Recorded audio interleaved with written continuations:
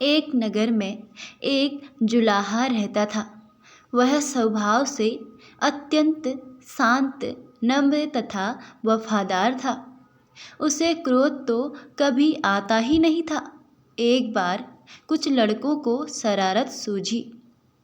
वे उस जुराहे के पास यह सोचकर पहुँचे कि देखें इसे गुस्सा कैसे नहीं आता है। उनमें एक लड़का धनवान माता पिता का पुत्र था। वहाँ पहुंचकर वह बोला, यह साड़ी कितने की दोगे? जुराहे ने कहा, 10 रुपये की। तब लड़के ने उसे चिढ़ाने के उद्देश्य से साड़ी के 2 टुकड़े कर दिए और एक टुकड़ा हाथ में लेकर बोला, मुझे पूरी साड़ी नहीं चाहिए, आधी साड़ी चाहिए, इसका क्या दाम दोगे? तो जुलाहे ने कहा बड़ी शांति से, 5 रुपये का। लड़के ने उस टुकड़े के भी 2 भाग किए और दाम पूछा। जुराहे ने अब भी शांति से उसने बताया 2.5 रुपये। लड़का इसी प्रकार साड़ी के टुकड़े करता गया।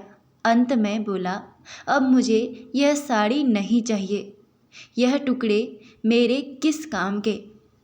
जुराहे ने शांत स्वभाव से कहा, बेटा अब यह टुकड़े तुम्हारे ही क्या, किसी के भी काम के नहीं रहे।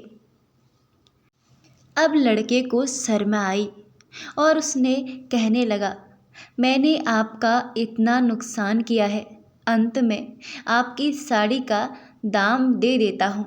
जुराहे ने कहा कि अब आपने साड़ी ली ही नहीं तो मैं आपसे पैसे कैसे ले सकता हूँ। लड़के का अभिमान जागा और वह कहने लगा, मैं बहुत अमीर हूँ, तुम गरीब हो, मैं रुपये दे भी दूँ तो मुझे कोई फर्क नहीं पड़ेगा, पर तुम यह घाटा कैसे सहोगे? और नुकसान मैंने किया है तो घाटा मैं ही पूरा करना चाहता हूँ। जुराहे ने मुस्कुराते हुए कहा, तुम यह घाटा पूरा नहीं कर सकते हो। सोचो किसान का कितना श्रम लगा है, तब कपास पैदा हुई, फिर मेरी स्त्री ने अपनी मेहनत से उस कपास को बुना और सूत काटा, फिर मैंने उसे रंगा और बुना। इतनी मेहनत तभी सफल हो जब इसे कोई पहनता, इससे लाभ उठाता, इसका उपयोग करता, पर तुमने इसके टुकड़े कर डाले। रुपये से यह घाटा कैसे पूरा होगा?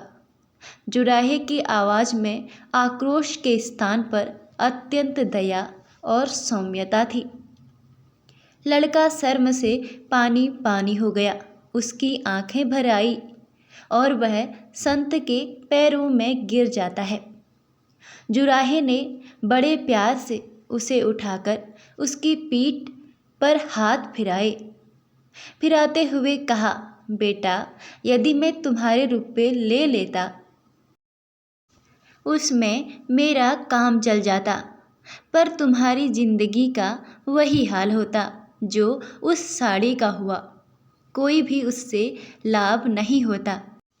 साड़ी एक गई तो मैं दूसरी बना दूंगा, पर तुम्हारी जिंदगी एक बार अहंकार में नष्ट हो गई तो दूसरी कहाँ से लाओगे तुम?